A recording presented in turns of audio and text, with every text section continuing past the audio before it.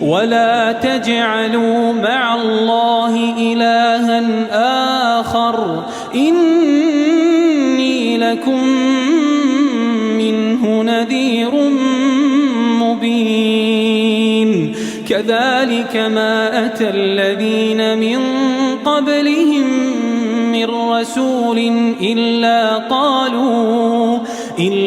قالوا ساحر أو مجنون أتواصوا به بل هم قوم طاغون فتول عنهم فما أنت بملوم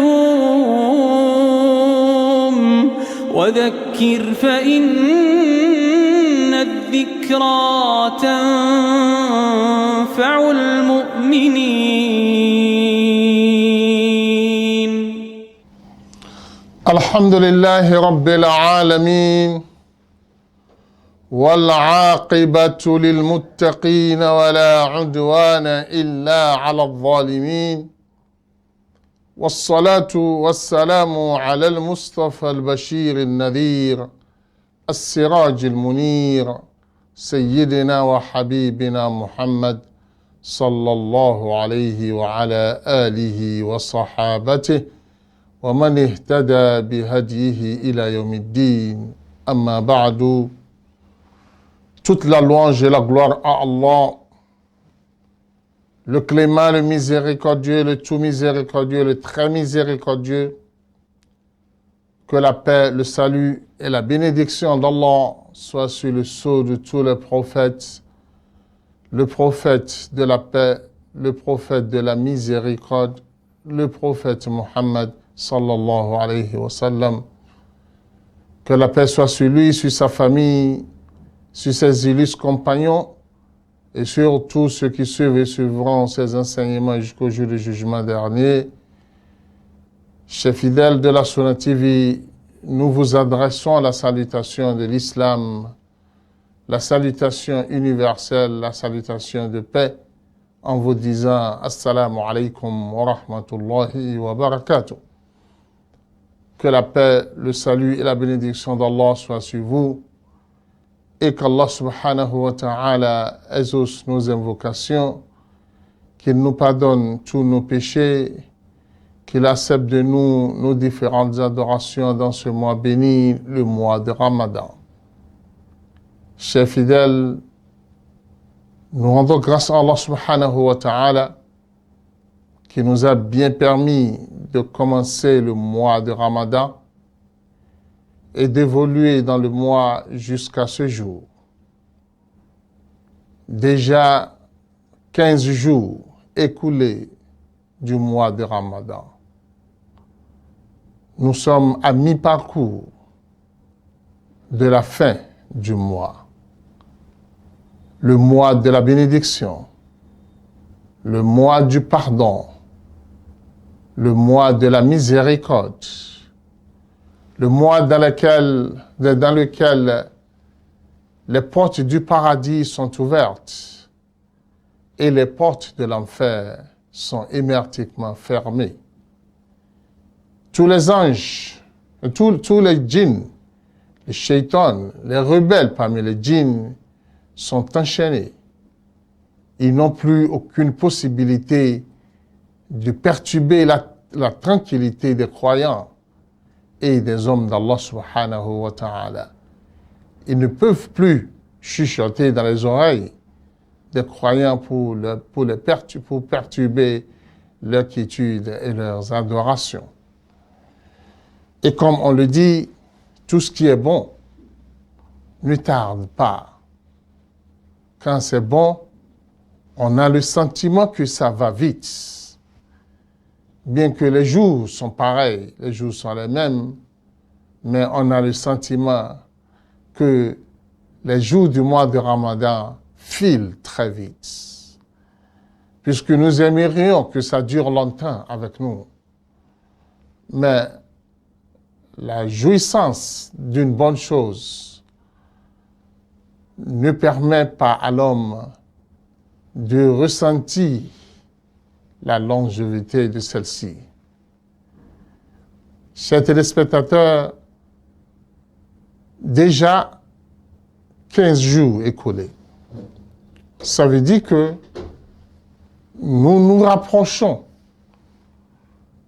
des 10 derniers jours, plutôt des 10 dernières nuits du mois de Ramadan, qui sont les nuits les plus précieuses du mois, puisque c'est dans cette nuit que nous recherchons la célèbre nuit de l'année, la nuit de Laylat al-Qadr, qu'Allah subhanahu wa ta'ala nous compte parmi ceux qui vont vivre cette nuit et qui vont obtenir les récompenses et la vertu de cette nuit.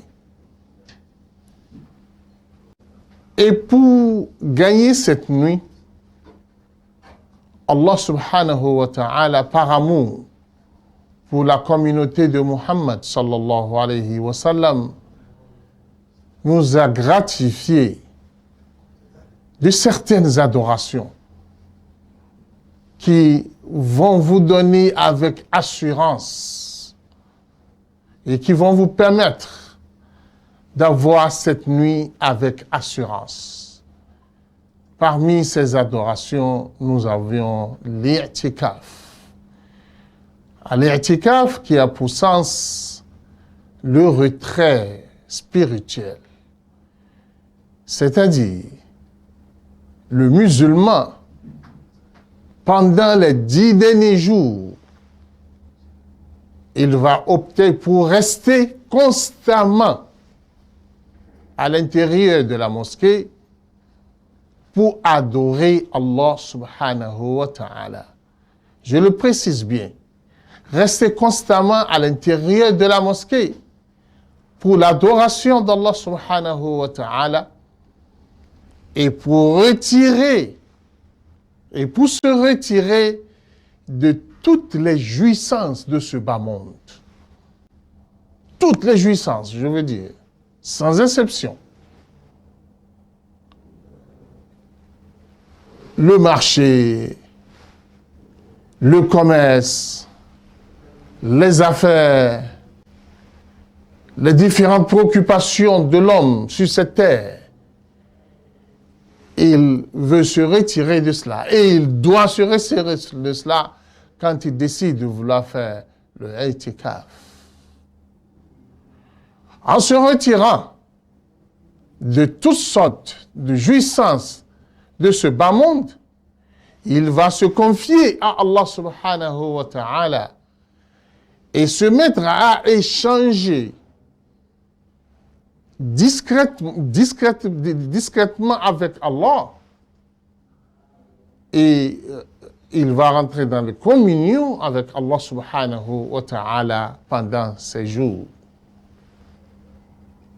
où il va consacrer son temps à l'adoration d'Allah, à la lecture du Coran. Rien ne doit le préoccuper pendant ces 10 jours, à part le dhikr, la lecture du Coran. L'objectif principal de ce retrait spirituel est de renouveler la convention avec Allah subhanahu wa ta'ala, de renouveler l'engagement du dévouement, de soumission à Allah subhanahu wa ta'ala. Où il aura aussi comme objectif la purification de son cœur de toutes sortes de souillures de ce bas monde, en consacrant tous ces temps à passer là, à passer dans la mosquée, à Allah subhanahu wa ta'ala. Il faut savoir que Allah subhanahu wa ta'ala nous a exhortés à ceci. dans le Coran, où Allah subhanahu wa ta'ala dit وَلَا تُبَاشِرُوهُنَّ وَأَنْتُمْ عَاكِفُونَ فِي الْمَسَاجِدِ.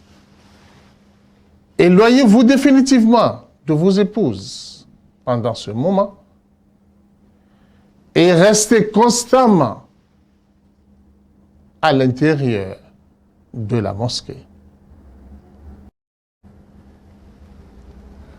La règle de cette adoration est qu'elle fait partie de la sunna du prophète Muhammad sallallahu alayhi wa sallam. Une sunna que le prophète Muhammad sallallahu alayhi wa sallam n'a jamais laissé sa vie durant. Depuis qu'il a commencé jusqu'à sa mort, chaque année de Ramadan vécue par le prophète Muhammad sallallahu alayhi wa sallam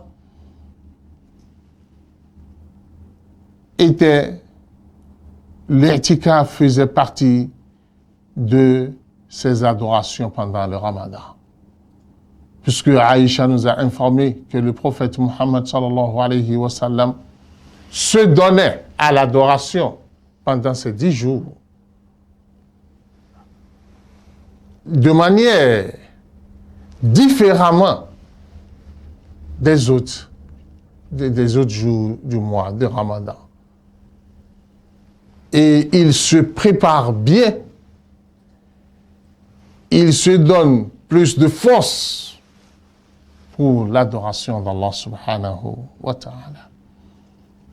Le i'tikaf, c'est la sunna du prophète Muhammad sallallahu alayhi wa sallam et ne doit se faire que dans la mosquée. Ça veut dire que tu ne peux pas rester chez toi et dire que tu es en train de faire l'itikaf. Est-ce que c'est toutes les mosquées qui sont concernées par l'itikaf? Non. L'itikaf est autorisé dans les mosquées où on fait la prière de Jama'a,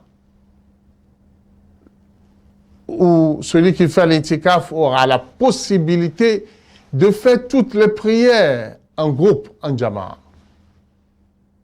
Si le nombre de jours qu'il a choisi pour faire l'itikaf,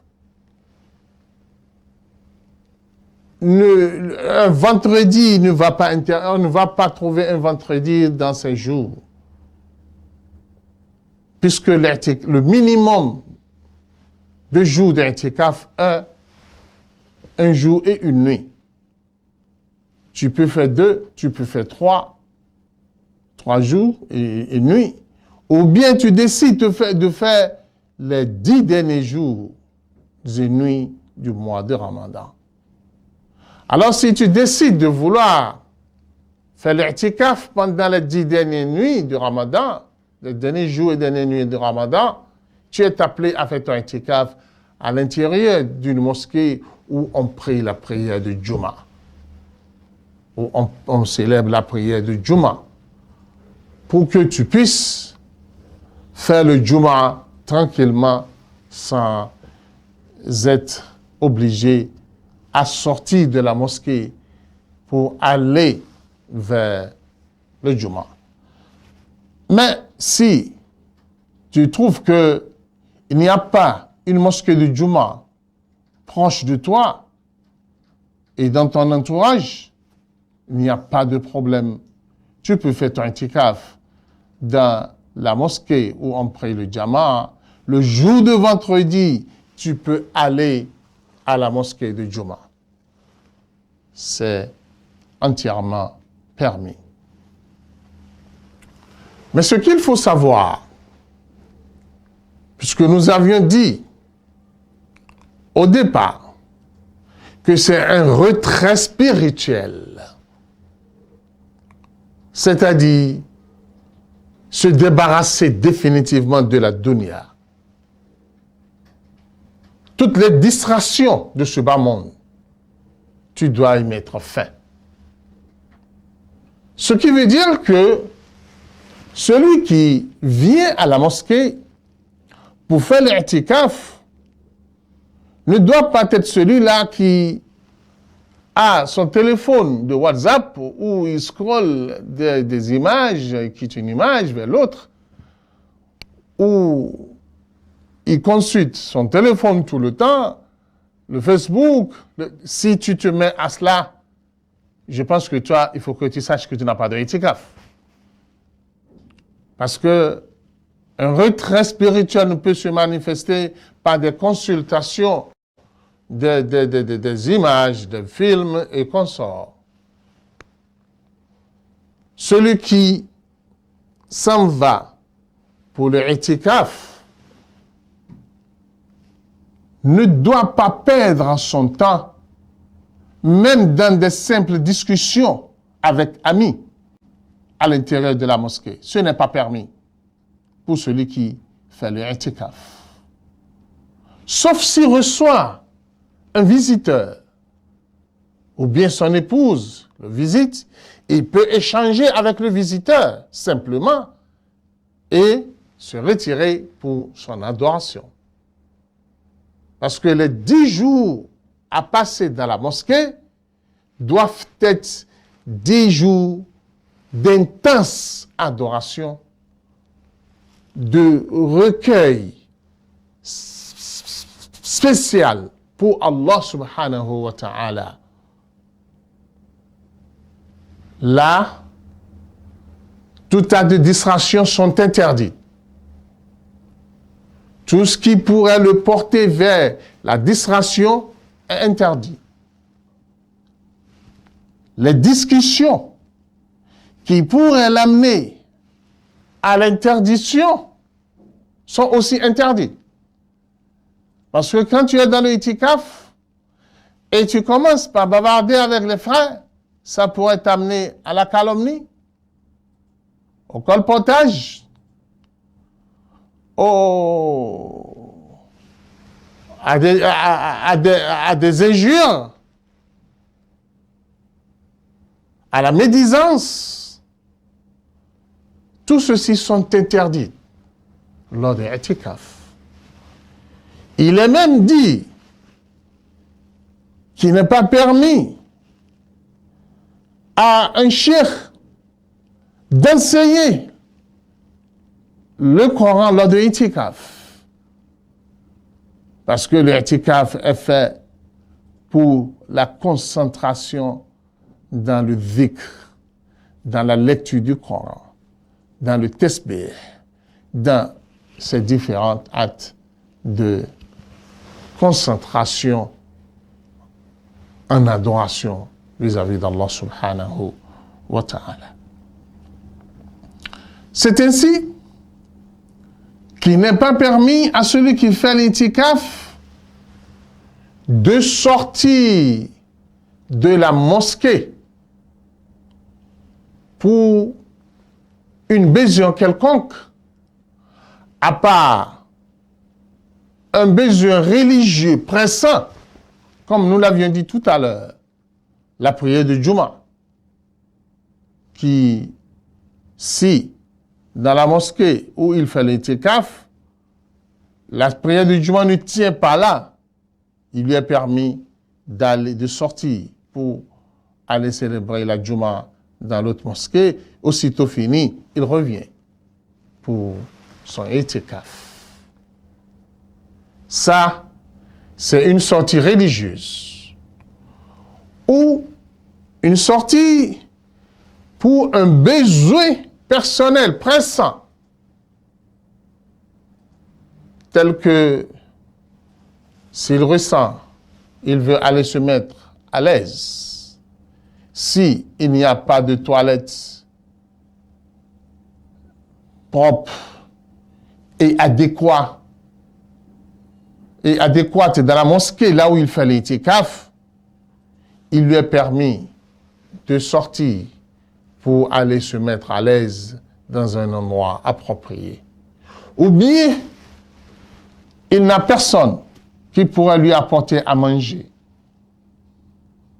Quand il ne trouve personne pour lui apporter à manger, il lui est aussi permis d'aller chercher à manger et de l'amener dans sa mosquée.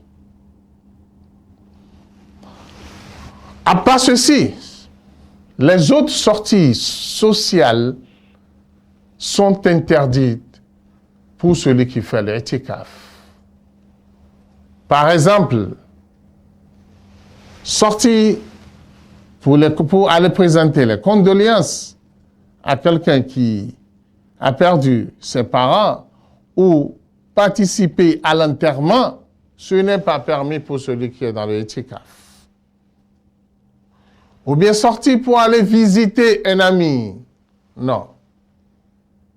Quand tu décides de faire l'itikaf, pas de visite pour un ami où tu vas sortir de l'itikaf pour aller rendre visite à quelqu'un.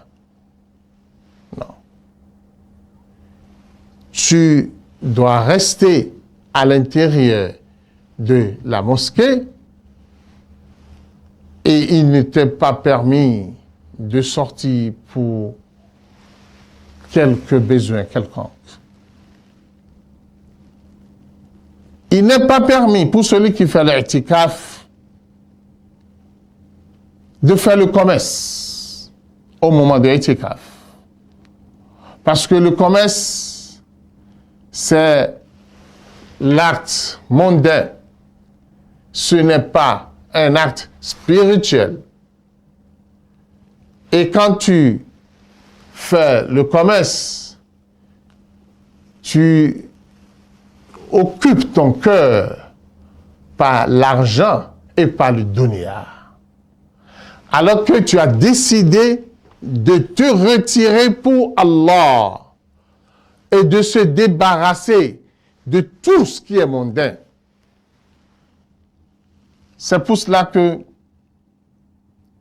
nous attirons l'attention de nos frères qui font l'itikaf et qui continuent toujours à avoir leurs outils de TikTok à travers lesquels ils font la publicité de leur commerce. En étant dans l'itikaf, mon frère, ton itikaf n'a plus de sens. Ah oui, ton itikaf n'a plus de sens tant que tu ne te retires pas définitivement pour Allah subhanahu wa ta'ala. Le itikaf, comme nous le disons,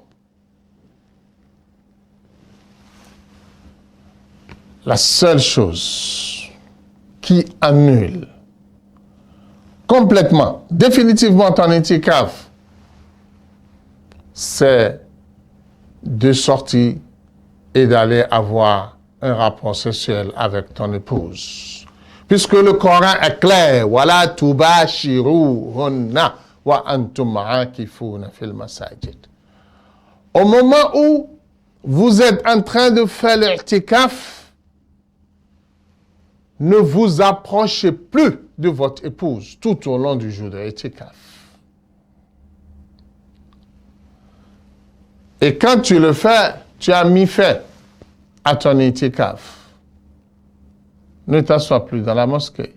Retourne à la maison parce que tu as déjà arrêté ton itikaf. Il faut souligner qu'il n'est pas permis à une femme de faire l'itikaf sans prendre la permission de son époux. C'est l'époux qui autorise sa femme d'aller faire l'itikaf.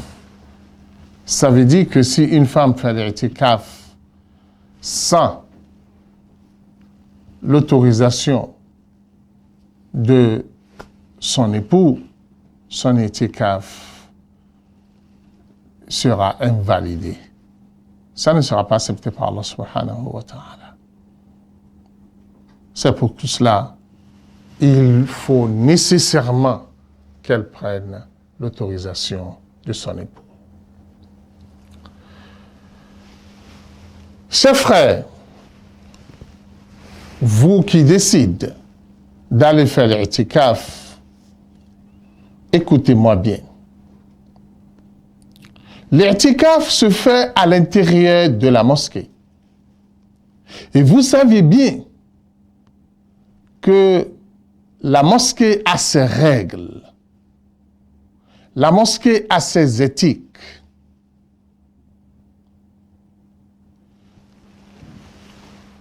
Toi qui veux aller faire itikaf, écoute-moi bien. Avant d'aborder les règles de la mosquée que tu dois respecter, il faut se rappeler qu'Allah subhanahu wa ta'ala a dit Ya ayyuhalladhina amanu khudhu zinatakum inda kulli masjid. Vous qui croyez en Allah subhanahu wa ta'ala, prenez vos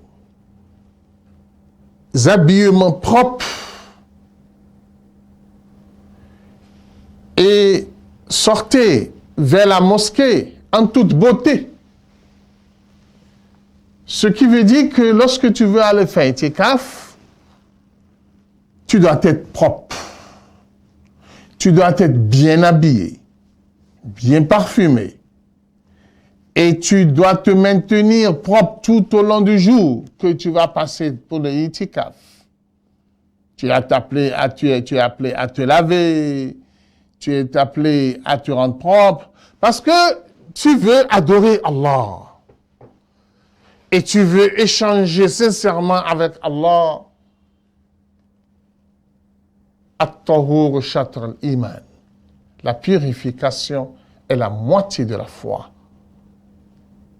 C'est pour cela que nous attirons l'attention de nos frères qui font l'itikaf et dont vous allez les voir des fois sales. L'endroit même où ils font l'itikaf n'est pas bien entretenu. Les toilettes qu'ils utilisent dans la mosquée sont sales.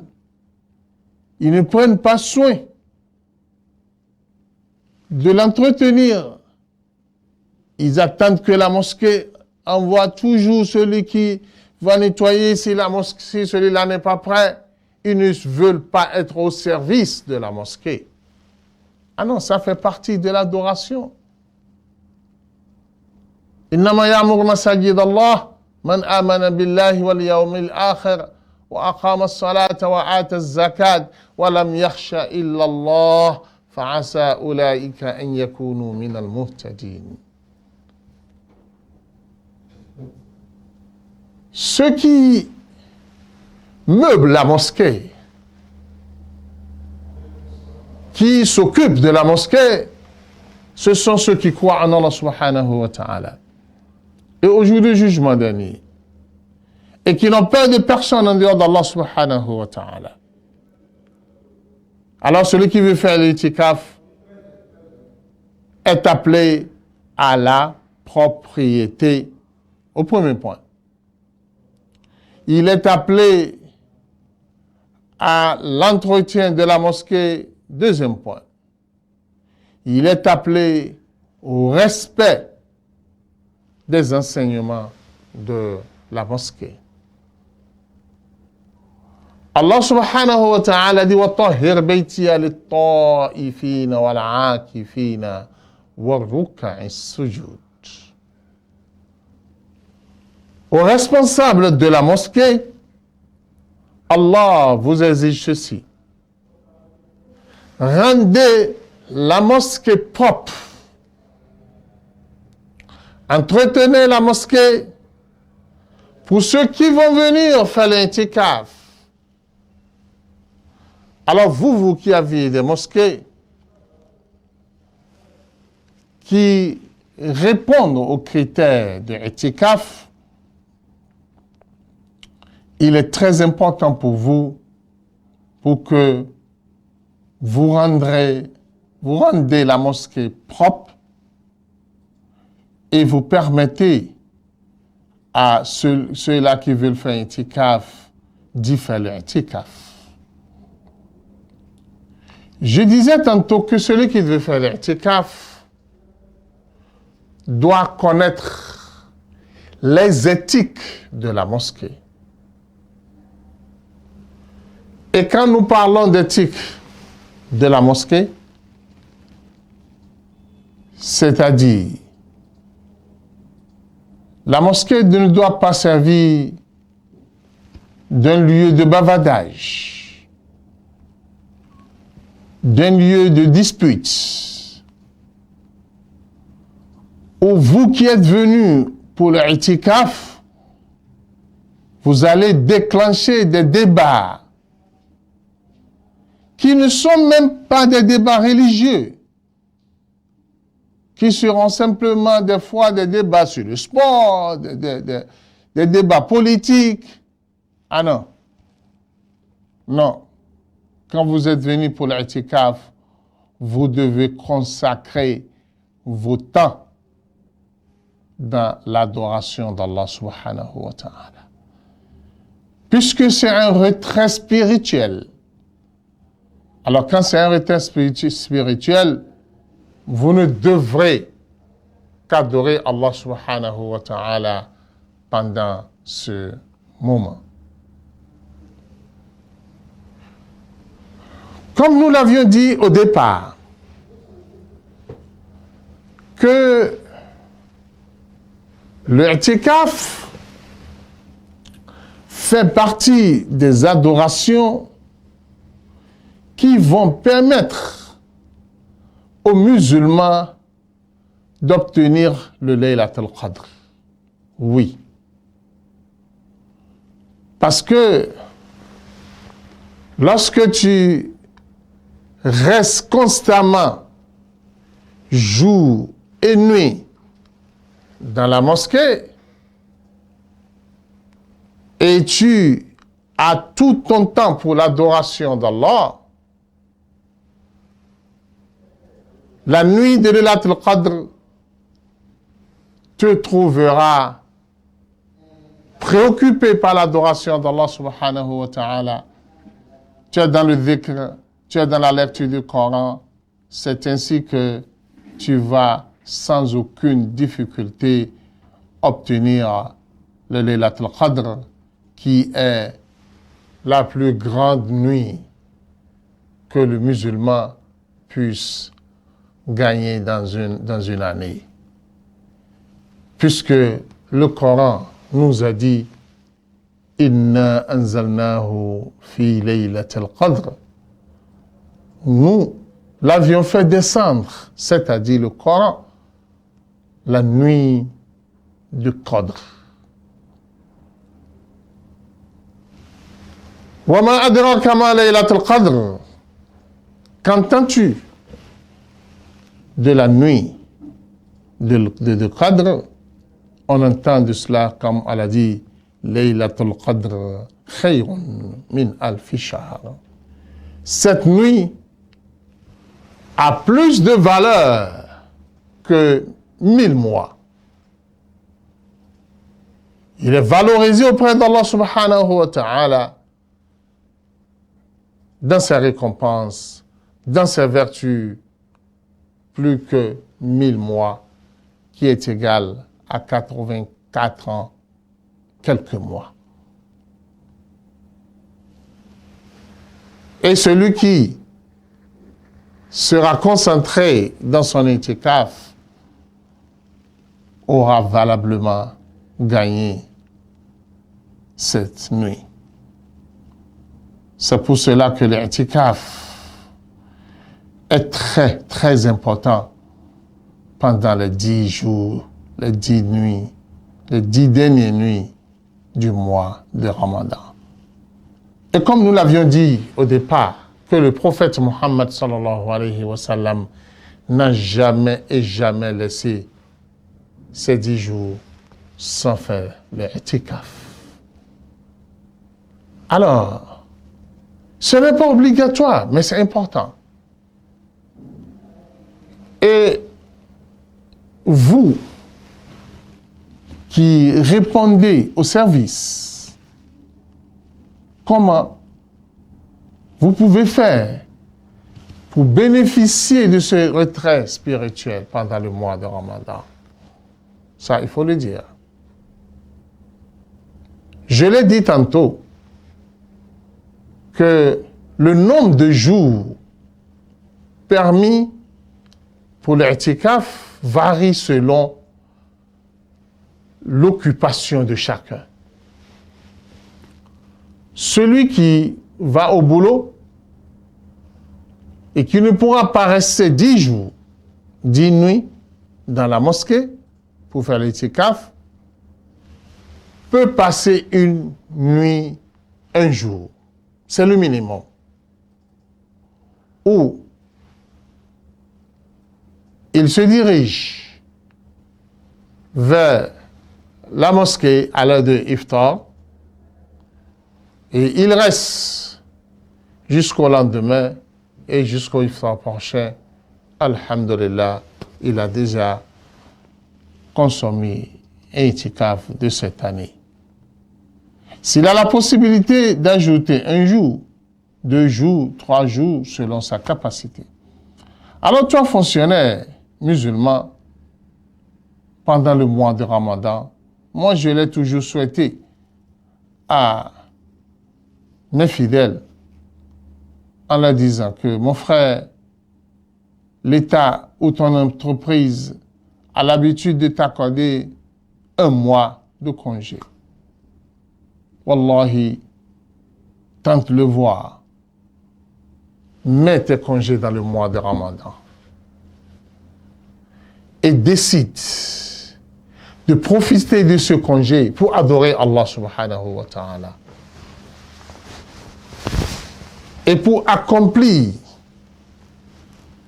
paisiblement, avec aisance, les différents actes d'adoration pendant le mois de Ramadan, en toute quiétude,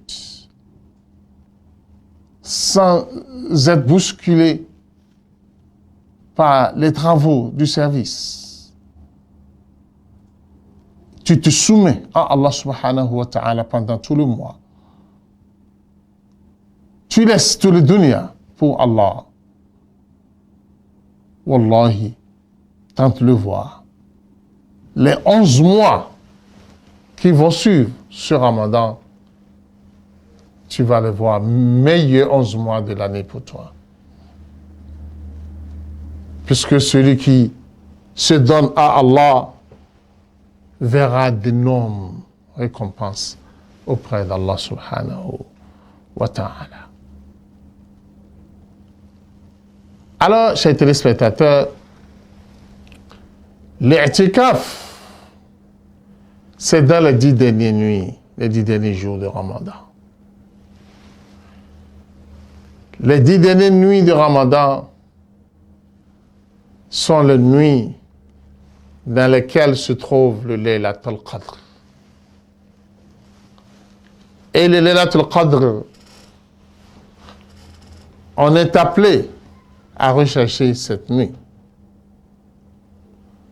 La nuit dans laquelle Allah subhanahu wa ta'ala fait descendre tous les anges sur la terre. Et c'est une nuit bénie. Du coucher du soleil jusqu'à l'aube. Les anges vont descendre, ils vont se frotter avec les croyants sur la terre. Et ça ne serait que les bénédictions d'Allah subhanahu wa ta'ala. Et Aïcha, radiyallahu ta'ala anha, dit, j'ai demandé au prophète Muhammad sallallahu alayhi wa sallam si il m'était permis de toucher de doigt la nuit de Laylatul Qadr et de me retrouver dans cette nuit, que puis-je faire comme adoration? Le prophète Muhammad sallallahu alayhi wa sallam lui a répondu en disant ceci, dit Allahumma إنك عفو تحب العفو فاعف عني.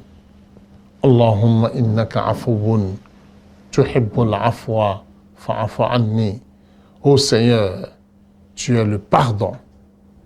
Tu aimes le pardon. Pardonne-moi. C'est une nuit de pardon où Allah subhanahu wa ta'ala pardonne tous les péchés de ses serviteurs.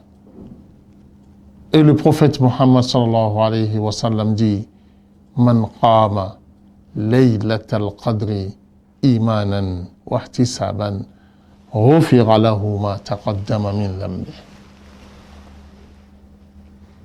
Ghufira lahu ma taqaddama min dhanbi.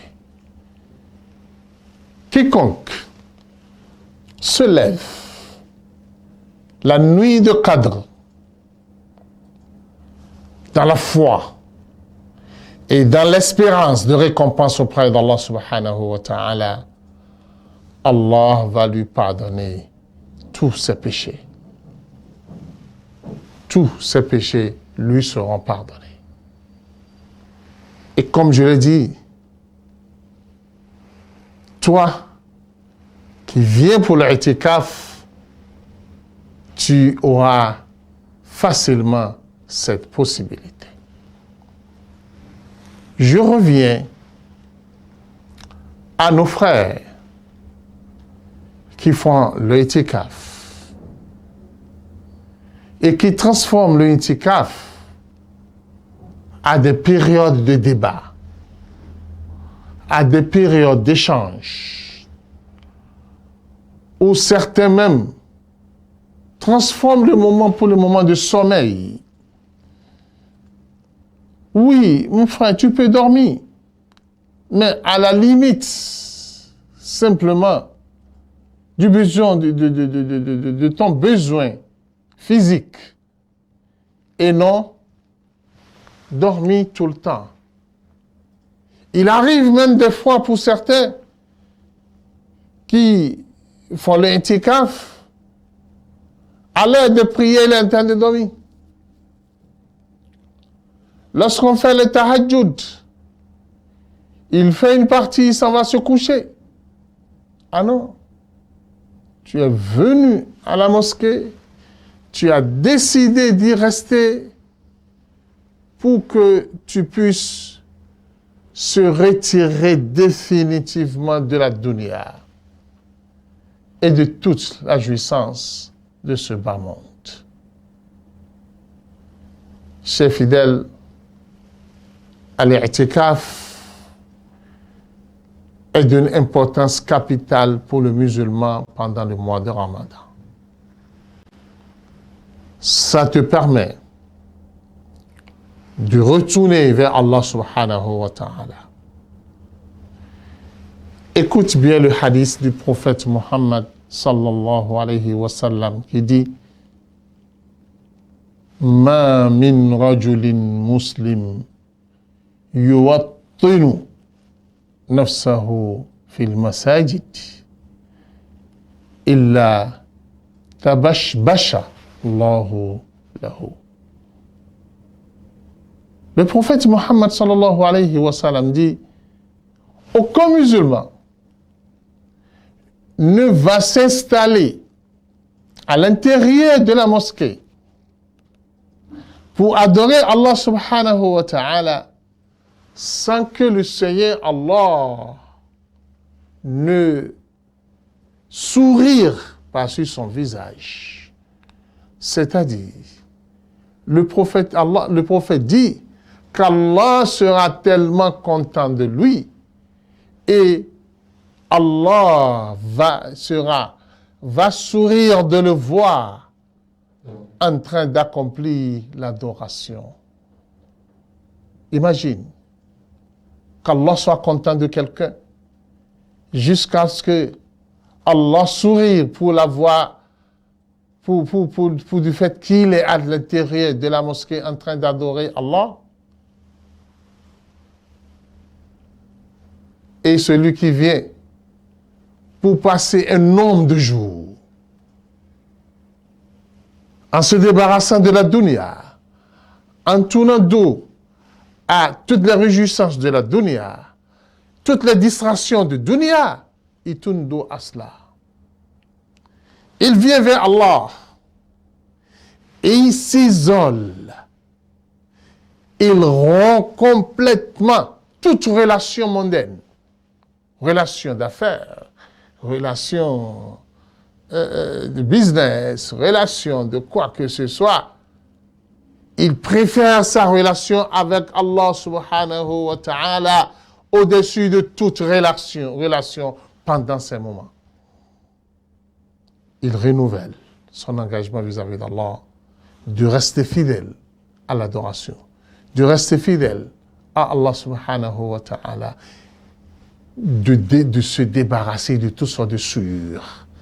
La haine, qui purifie son cœur de la haine. Il purifie son cœur de la calomnie. Il purifie son cœur de tout mauvais comportement. Qu'Allah subhanahu wa ta'ala nous facilite cette adoration. Bientôt, les 20 jours vont arriver, 20e jour va arriver, la nuit du 21e jour commence, le i'tikaf. Et celui qui décide de faire les 10 derniers jours et dernières nuits de i'tikaf est appelé à y rester jusqu'au matin de la fête. Jusqu'au matin de la fête. C'est-à-dire, c'est de sa mosquée qu'il ira à la place Eid. C'est de sa mosquée qu'il ira à la place Eid pour aller célébrer la prière de Eid, Al-Fitr. Là, ce n'est pas à l'heure de rupture, tu dis la rupture est finie et maintenant tu rentres chez toi. Non, ça c'est pas la sunna du prophète Muhammad sallallahu alayhi wa sallam. Tu dois y rester jusqu'au lendemain. Et quand on annonce la fête, tu continues le takbir pour parachever tes adorations de ce ramadan. Qu'Allah subhanahu wa ta'ala exauce nos invocations, qui nous donne un cœur qui va aimer Allah et qui sera sincère dans l'adoration d'Allah subhanahu wa ta'ala et qui va entièrement se soumettre à Allah subhanahu wa ta'ala. Qu'Allah accepte de nous nos différentes œuvres pendant ce mois, qui nous comble de ses bienfaits et qui nous accorde plusieurs ramadans sur cette terre. Subhanaka Allahumma bihamdik, nashara la ilaha illa anta, nastaghfiruka wa natubu ilayk. ولا تجعلوا مع الله إلها آخر إني لكم منه نذير مبين كذلك ما أتى الذين من قبلهم من رسول إلا قالوا ساحر أو مجنون أتواصوا به بل هم قوم طاغون فتول عنهم فما أنت بملوم وذكر فإن الذكرى تنفع المؤمنين